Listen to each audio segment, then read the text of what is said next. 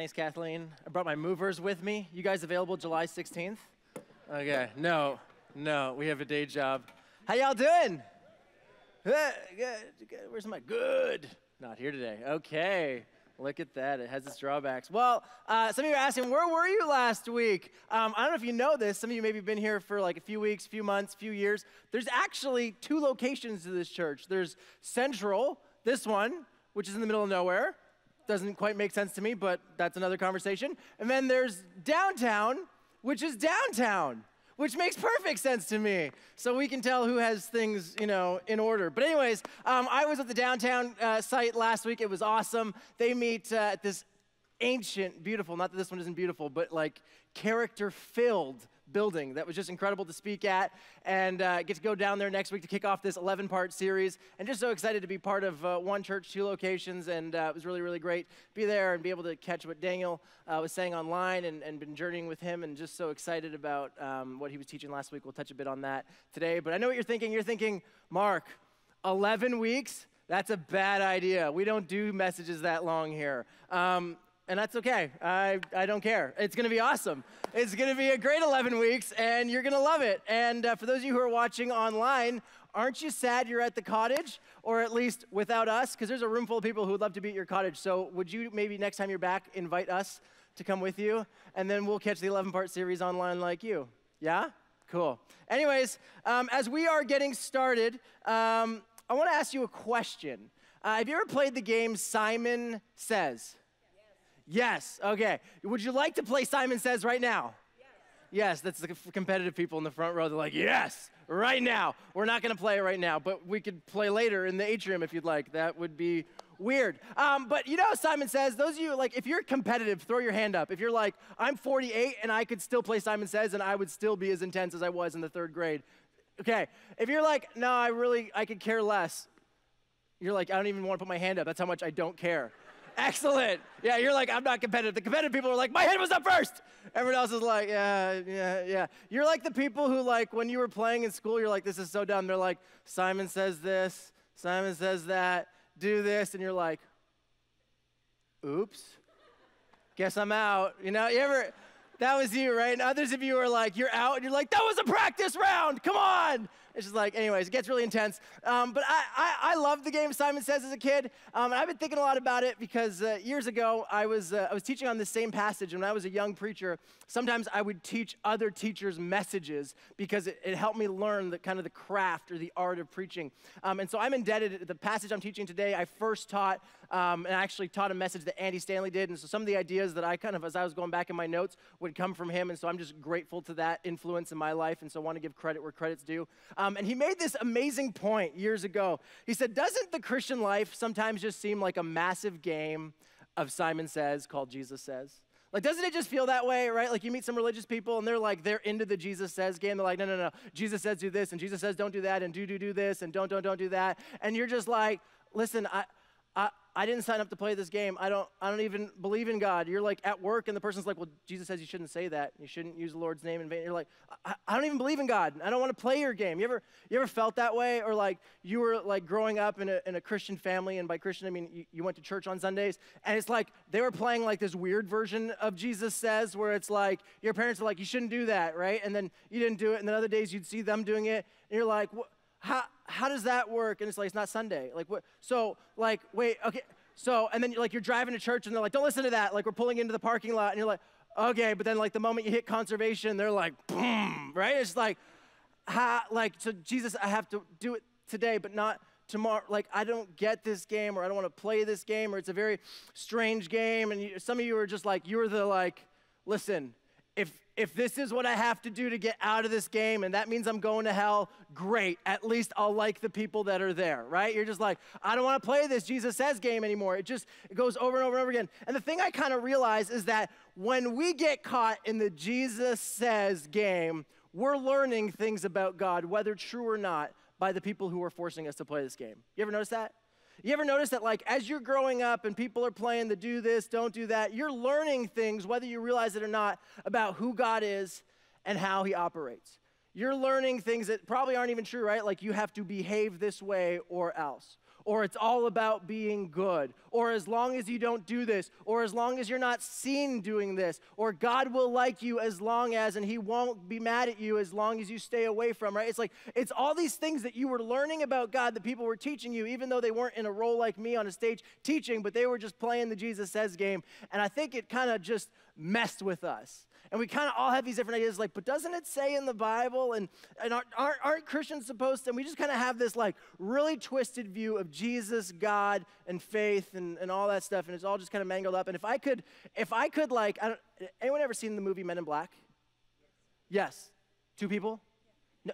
A few more? Really? Do you guys not watch movies out here? Do you have theaters? Like, what do you do in your spare time? Okay, I'm not gonna make a cow tipping joke. You know what I mean? I'm just like, oh, anyway, so like in the movie, it's a movie about aliens. Maybe that's why you haven't watched it. But like, anyway, so the Men in Black come in, and if someone's had like this, we don't believe in aliens, by the way. Okay, so I just don't want to get that email. Okay, so anyways, okay, no, that's another conversation. Okay, so anyway, so in the movie, whenever someone has this experience, like, okay, we want you to forget everything. So they have this, they call it, I don't think it has a name. It's just the flashy thing, right? You remember that? Yes, thank you. Thank you for being with me. You and I are going to talk right now. Okay, so anyways, so flashy thing, they pull it out like bloop, and then like they forget everything specific to that. I wish I could flashy thing you right now with that Men in Black thing so you could forget everything you've ever learned about Jesus, faith, God, religion, and start from scratch. And the thing that you would discover is that most of the things that you were taught when people were playing the Jesus Is game is not even true, is not even real, it's not what Jesus taught, it's not what Jesus did. And so in this series, I want to saturate you for 11 weeks. And trust me, by the end, you'll be like, 11 weeks isn't long enough, okay?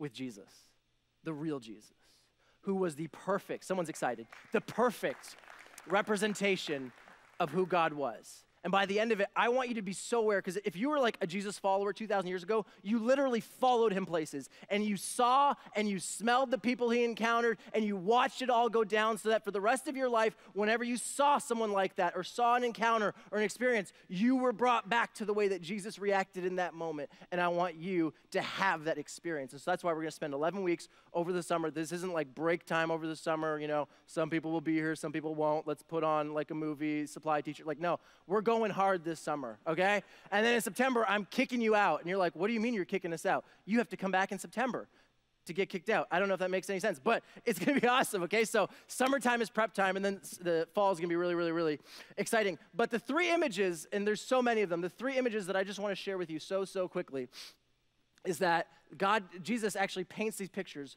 of what God is like. And so if I could just like erase your memories and start from scratch, here are some of the images that would come to mind. Go to the next slide for a second, sorry.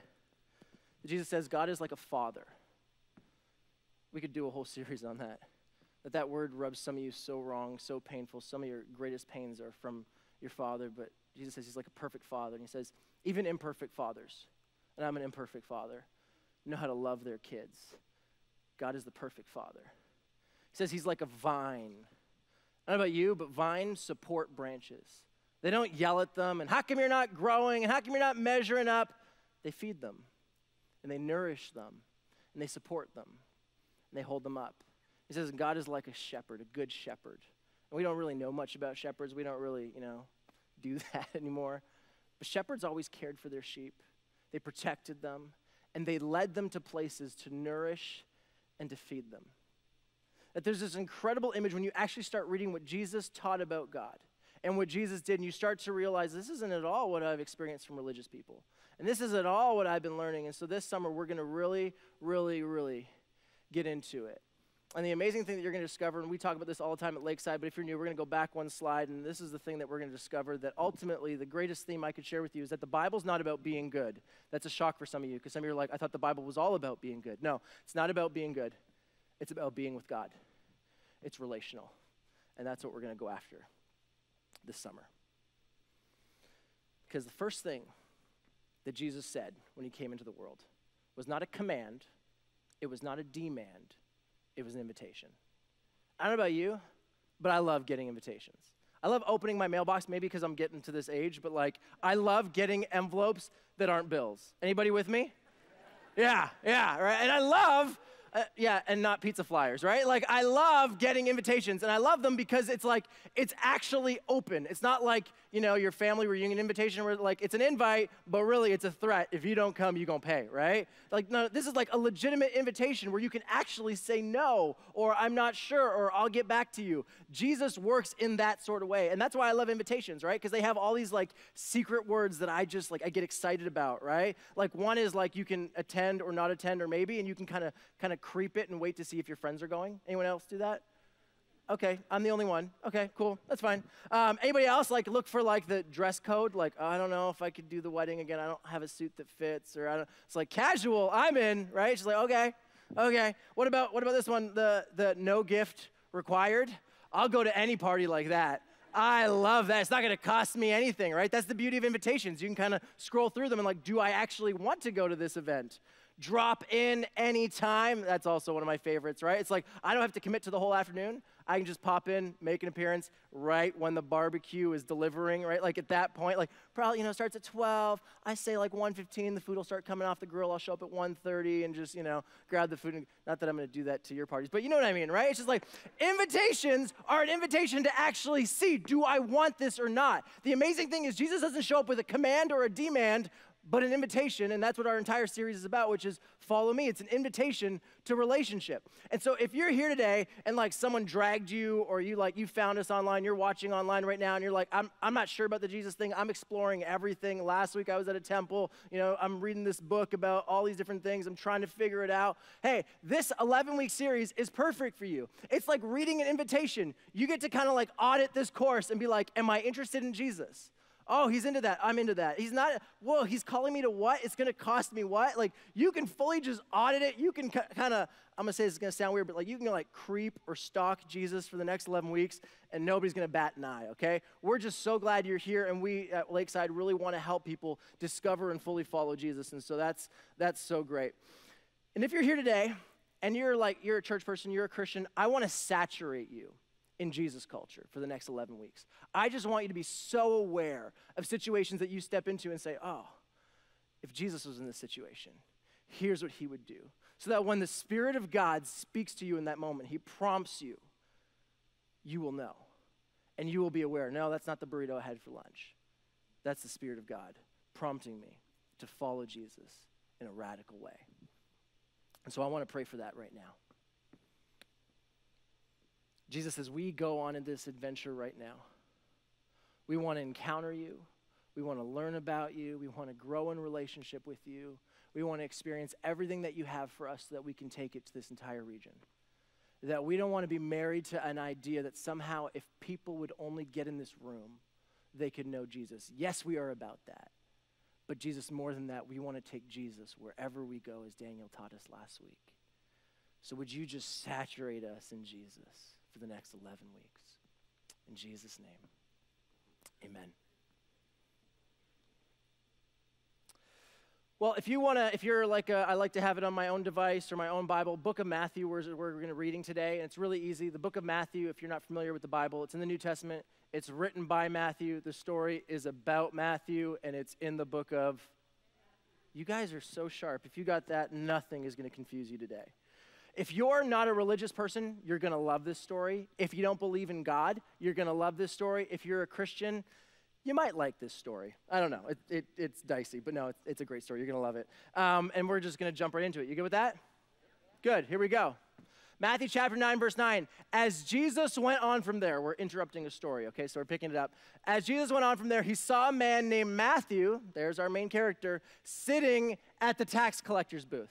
Okay, now, I know you think of, like, the tax collector and you think of, like, the CRA. Is that CRA? Canada? Yep, okay. It's only once a year. Anyways, so you're, like, kind of picturing that, some guy, you know, behind a desk pushing paper, I don't know, or girl or whatever it is, right? But back then, if you don't know anything about history, tax collectors were like scum of community, okay? The Romans were in charge, and all these people were under them, right? They were subjects under the Romans. And so the Romans would take taxes, so people didn't like the Romans. But on top of that, the Romans wouldn't come and collect the taxes themselves. They would pick people who were their subjects to be the tax collectors. So you just imagine, okay? It's like you and your family and all your friends are getting taxed like crazy by the Romans, and they come and take your brother or your best friend or your dad or your mom or someone that you know and love, and it's like, hey, you're going to be our collector now of taxes. And so you just imagine you get to the bridge and you're about to cross, and your uncle's there, and he's like, hold up.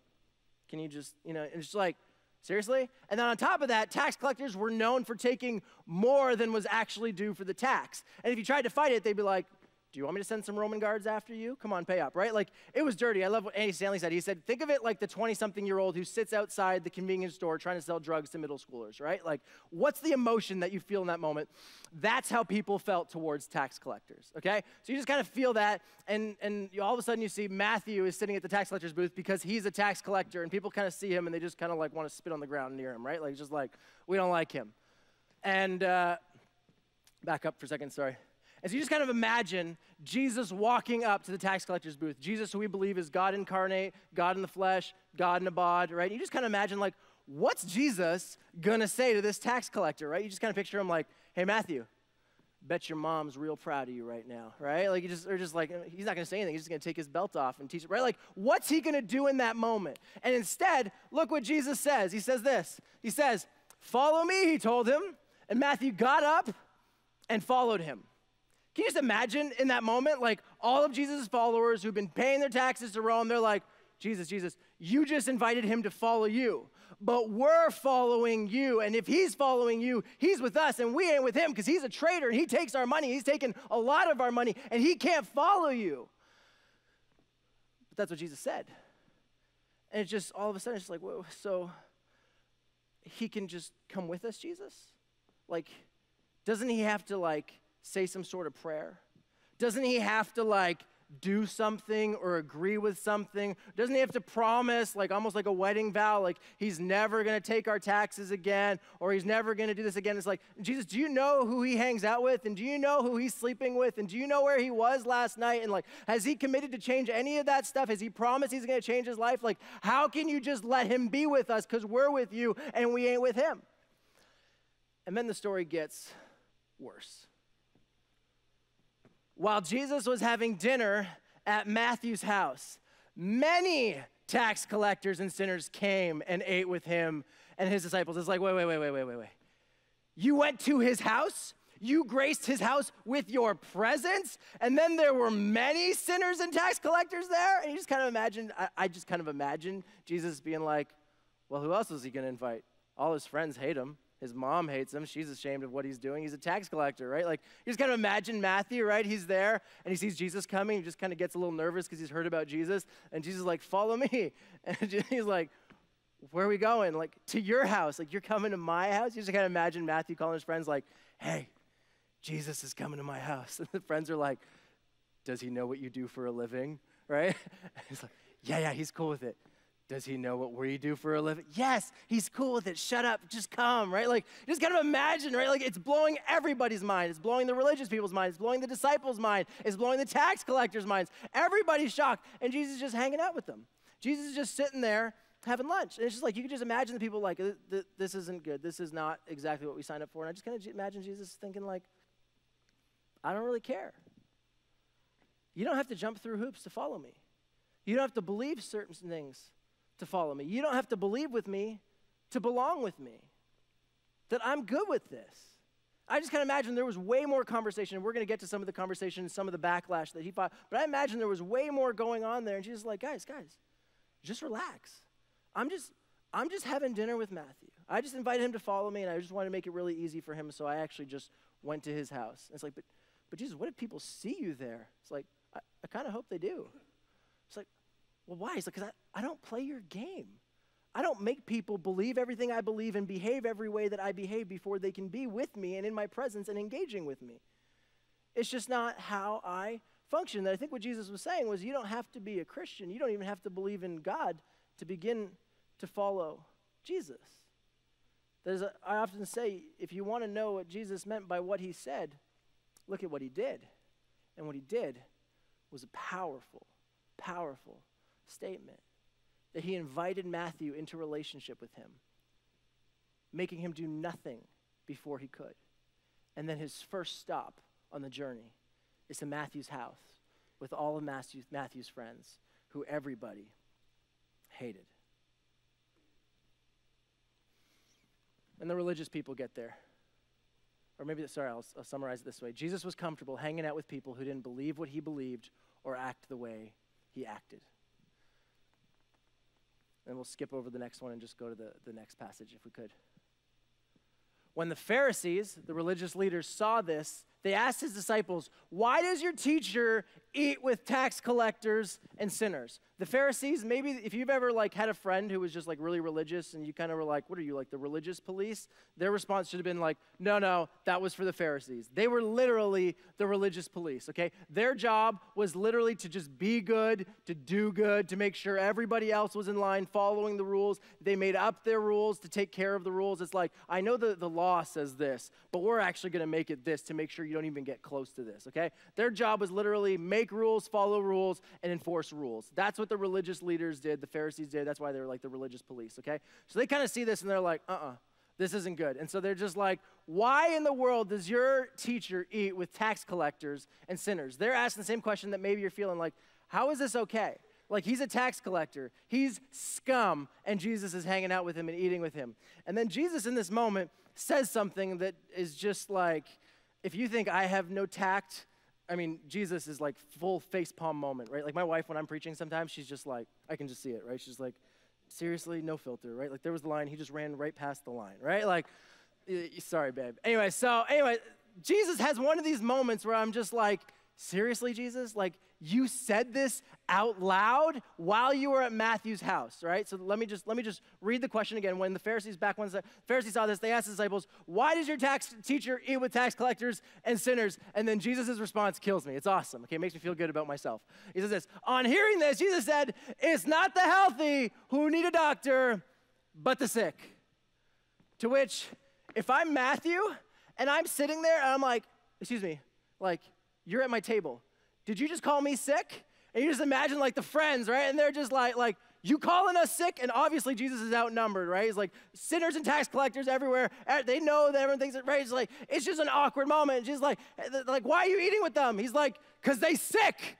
And it's just like, you calling us sick? And I add things into the Bible. Sorry, okay? But I just kind of imagine this dialogue where Matthew's like, are you calling us sick? And I just imagine Jesus says, he's like, Matthew, you're a tax collector. Of course you're sick, right? You take from your family. You take from your own people. Like, seriously, you need help. To which I think Matthew would be like, you're right. We are sick.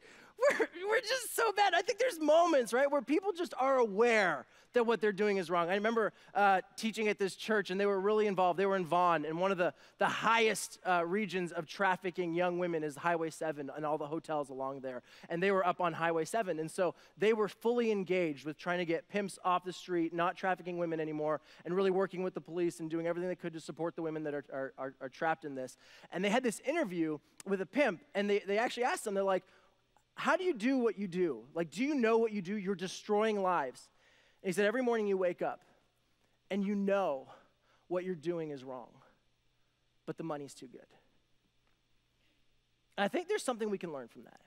Because whether you're Matthew the tax collector and you know when you wake up in the morning you're taking people's livelihood that something's wrong, or this pimp who's like, I know, I see what I'm doing is wrong. And there's the rest of us that we're probably not involved in tax collecting or trafficking people. And yet if we're honest, you don't have to be a Christian to do this, just people issue. We know we're sick. We know there's something wrong. We know in our family, we know with our parents, with our kids, in our marriage, that there's something that's not right. It's the reason why self-help books fly off the shelves. It's the reason that we know we try and do something, and I'm trying to quit that, and I wish I didn't have to do that, and I wish I didn't raise my voice, and I didn't wish I always fall back on that, I didn't rely on that so much, but I'm just insecure. And we know there's something wrong with us.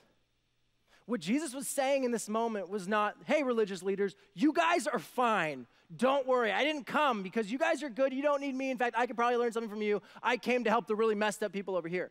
No, what Jesus was making a statement about posture.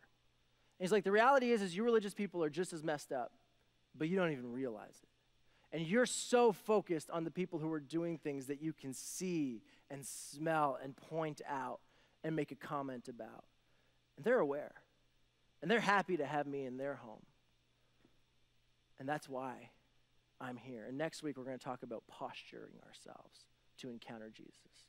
The religious leaders were sick. They just didn't know it, and they weren't postured to hear from Jesus. The tax collectors, they were aware, and they knew.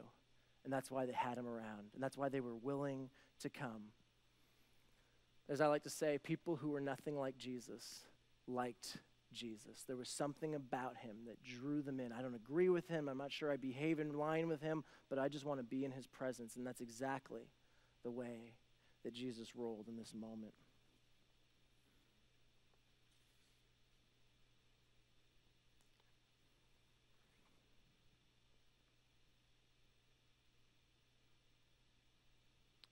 The bottom line is that people who follow Jesus are a little bit messed up. Don't write that one down. But that's the truth, isn't it?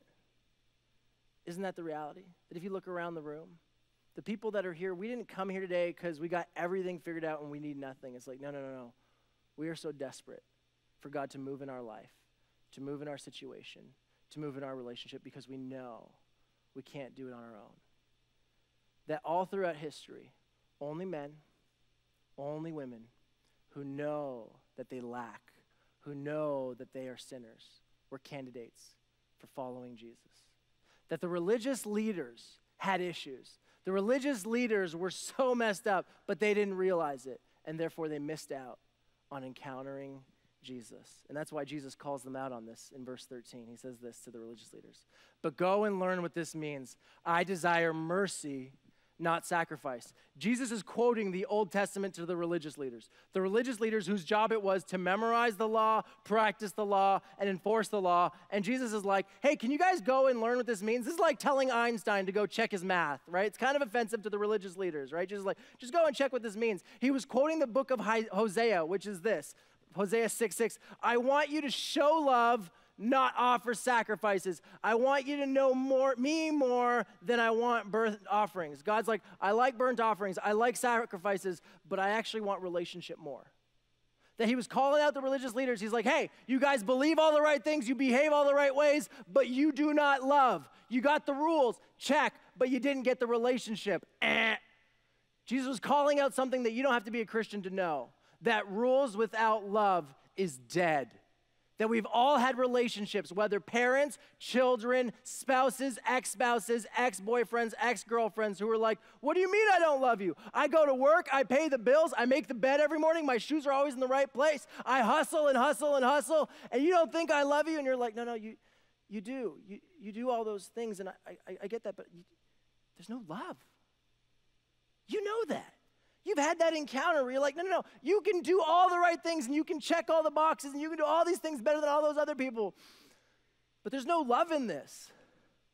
And Jesus was calling out the religious leaders. He's like, yes, you believe all the right things. You behave all the right ways. But you left love out of the equation. Otherwise, you would have had the sinners and the tax collectors at your dining table, not mine.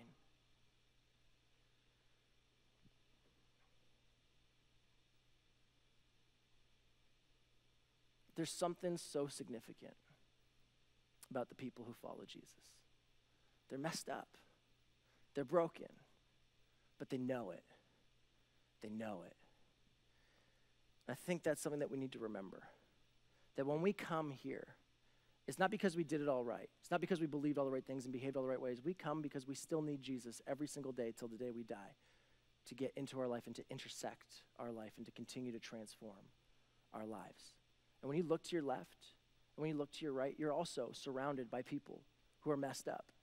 As I was preparing this message, this isn't where the message is going at all, but I just need to pause for a second and clarify this. Because this means if you are messed up and you're surrounded by people who are messed up, all drawing close to Jesus because you know you need his hope in your life, that means that you're probably going to, if you haven't gotten, you're going to get hurt by people in the church.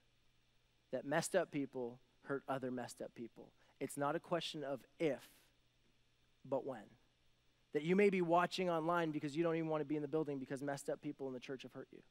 That you may be sitting on this side of the auditorium away from the people on this side of the auditorium because someone over there hurt you. That you may be in the room physically, but you're like this and you're not engaged because you know that you checked out and you hit the unfollow button because Christians hurt you.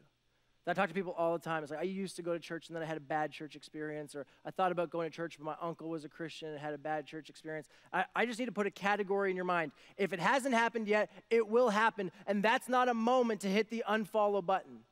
That happens. I've had horrible church experiences. You probably have too. We could pass the microphone around and have tons and tons of stories. But I want to just pause here and just say, the moment Jesus entered the world, he invited messed up people to follow him, like you and me. And that just meant that following Jesus meant you were going to be with other messed up people who were aware that they were messed up. And yet at the same time, there were always religious people in the room who thought they were perfect and didn't account for being messed up. And they often do the most damage. And when you encounter people like that, or even you become people like that, that is not the time to hit the unfollow button. It is all the more reason to draw closer to Jesus. So whether it's a week from now, 6 months from now, 5 years from now, and you have a bad church experience in this place or another, where a messed up church person messes with you, that is not your cue. And I want to put this bookmark in your mind. That is not your cue to hit the unfollow button, but to draw closer to Jesus and invite more of him into your life, because every reaction is a grounds for more healing from Jesus.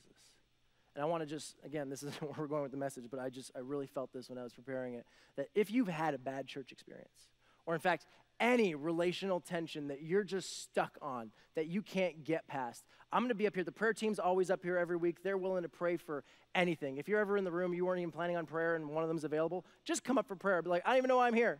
I pray for me, would you? Like, just make use of the people who are here to pray. And I was talking with Sarah, who is part of the prayer team this morning. She prays with our team beforehand. And I said, Sarah, like, does your team know how to lead people through forgiveness to find freedom if they've had bad church experiences or bad relational experiences? And she's like, it's actually interesting you say that, because today we're having a meeting and I'm teaching them how to lead people through that. And I was like, awesome. So today, me and Sarah, who know how to do that, are going to be up at the front. I was like, you'll know Sarah because she's the white girl, but we're in Guelph. So she'll be to the right of me. Every time I talk to my wife, she's like, who'd you talk to this Sunday? I'm like, oh, this woman. Like, what'd she look like? Like, she was white.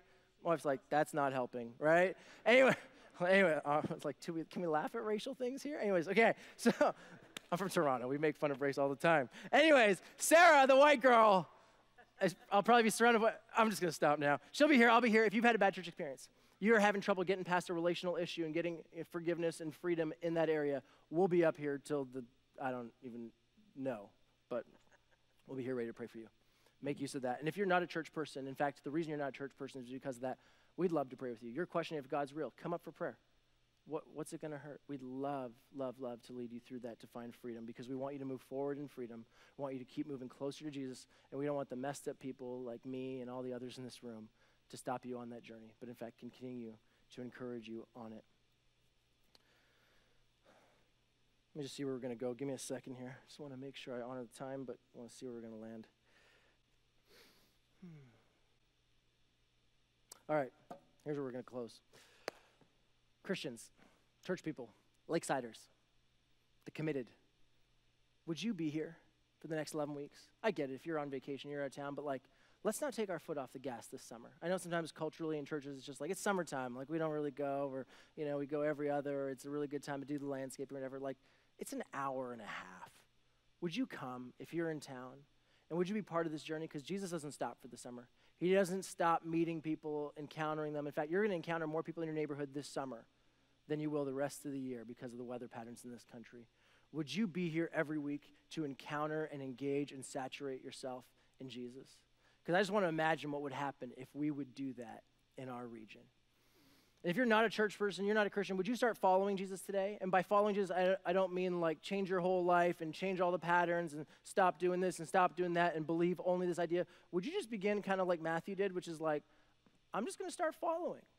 I'm just going to start. Maybe you'll come out for the series this summer. Maybe you'll start reading. We'd love to give you a Bible. I always say start reading the book of John. I've been reading it actually this week, and I'm just like 5 minutes into it, I'm just like, I love Jesus. There's just something about it. Like, religious people drive me crazy, but Jesus is awesome. Would you just take that journey as a non-church person, non-Christian? You don't have to believe everything we believe, but we would just love for you to journey with us as we discover and encounter and engage with God a little bit more. And lastly, let me give you some practical things for the church people, the regulars, the Christians. I know this place bleeds for people who don't know Jesus. I know this place started 30 years ago with a desire to help people all across this region encounter Jesus. And I know that there is so much pressure on this gathering when we gather, like, oh, I hope they don't say this, and I hope they don't play that song, and I really hope they get all the environment things right so my friend wants to come back. And we're good with that. And I tell you all the time, we talk through that, we work through that, we make that really, really a big deal what happens in this place, because we want to make this a place where you can invite your friends to journey with Jesus. But can I tell you something that I've just been thinking about lately? That the power to put a good impression on the people who are our guests with us every Sunday is not as much in my hands as it is yours. That as when I've gone to church and I'm not the one who's preaching and I just kind of, go to church like the common folk at 10:03, pulling into the parking lot, there's things I just know that newcomers encounter every single week. Number one is the parking lot is the place where I make my decision if I'm coming back or not. And if you invite someone to church here at Lakeside, they have no idea that Conservation Road on the edge of this city with no street lights is the most happening place on Sunday morning. They have no idea that they have a bigger traffic jam there than the 401 on Sunday morning. And so they come at like 9:55. They're like, look at me, I'm on time. I'm going to get there 9:59. And then they're like sitting in a lineup on Conservation Road for 10, 15 minutes, okay? One of the greatest things you can do is simply show up early to not create congestion for the guests. Can you do that? Can you show up just a little bit early so when they come and they're thinking they're early and they don't have to wait in this massive lineup, would you just do that to kind of clear the road for them so they can come and journey with us? That would be one of the most sacrificial things you could do. That would be a Jesus thing, because Jesus was all about others over self. You can just trust me on that. We'll get to it in a few weeks. But would you just, that's a big sacrifice, right? Like show up a little bit early, grab your coffee, it'll be a little bit hotter, and just meet some people. Say, hey, I never met you before, and do that. Would you do that? That's number one. Number two, okay? Also, as a person who also just attends church sometimes, okay? Kids. That's the other place, especially for young families, which is a big thing in this region. A lot of young families moving into this region. We really want to impact them with the message of Jesus. Would you be part of making our kids' environment irresistible? Would you do that? Because here's what I know, okay? I was talking to my wife the other day. She's like, you have no idea. I'm always like praying with the team beforehand, so I don't do the drop-off. I've never done the drop-off. Preacher problems, okay? I'm kind of thankful, because she's like, Mark, it's horrid, okay? Our kids are like hanging on to door frames as she's trying to get them into the nursery. Anyone else have that problem?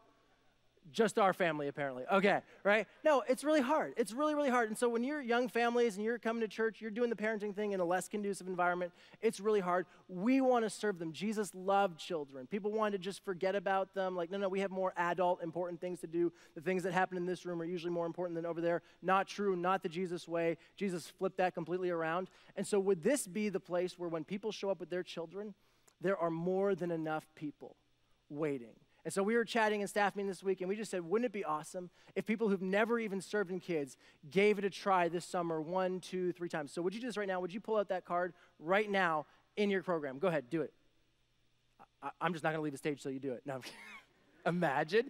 If you could do that, okay, you're like, I've never served in kids, don't worry about it. We'll take care of all details. Would you take that card out? We so want to stock our kids program, because while you may be away sometimes, there's going to be a lot of guests, as Kathleen said, coming in this summer who are just trying to see what's going on here and exploring and discovering Jesus, and we want to make that as easy as possible. So fill out that card, put a few dates down, and just put it in the box. We would so love that. That would make it incredible. You good with that?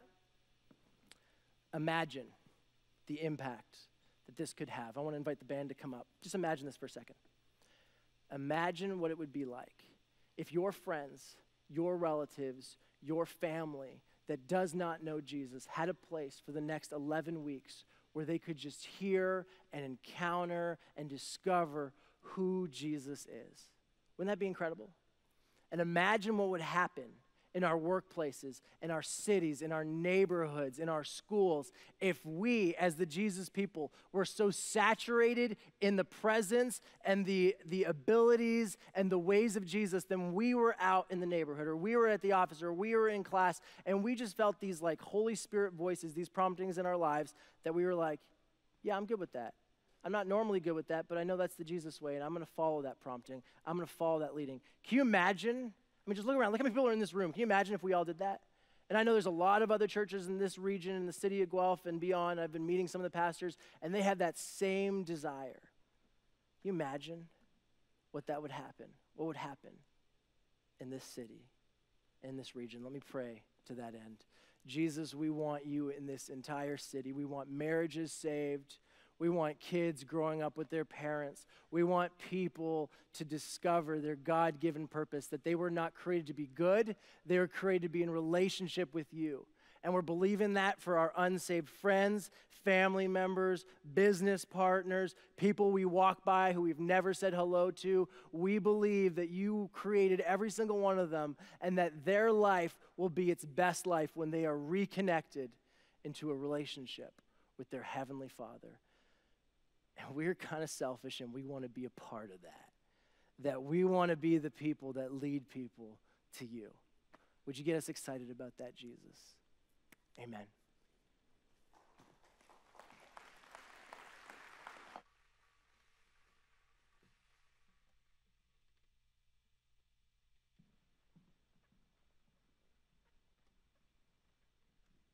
If you'd like to stand with us, we'll sing Christ is Enough.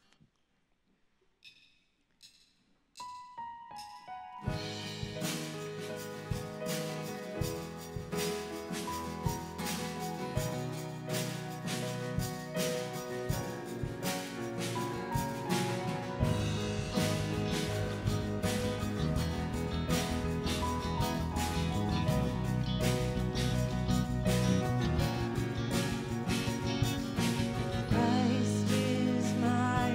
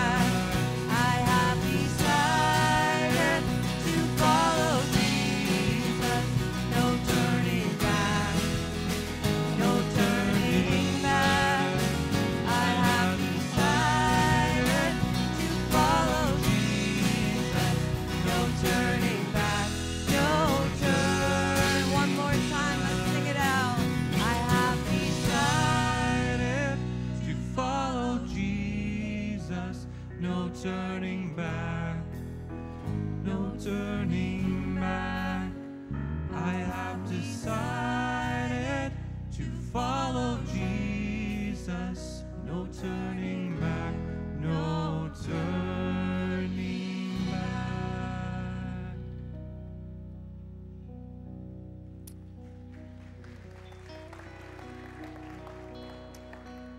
Thanks, band, for leading us in that. And as you go, I just want to bless you with one thing. This is good lunchtime reading. John 2:22 talks about Jesus' disciples after he had risen from the dead. You know, they just saw who he actually was, and they believed. And I don't know about you, but I'm like, they've been following him for 3 years. What were they doing if they just started believing, after the resurrection? They were following. They were curious. They were creeping. They were exploring. And the words of that song, I wrote it on my hand. Christ, I should be able to remember this, but I had to write it down in case. Christ is enough for me. I'm aware that there are many people in the room who are thinking, he's not enough for me, or I'm not sure if he's enough for me. And so what I want to do this week is just bless you as you go out of this place with a fire and a passion to discover, Jesus, are you really enough for me? Because I'm not sure. Total freedom to ask that question and be totally open to discovering that he is, because I believe he is, and I want you to discover that too. Go in Jesus' name. We'll see you next week.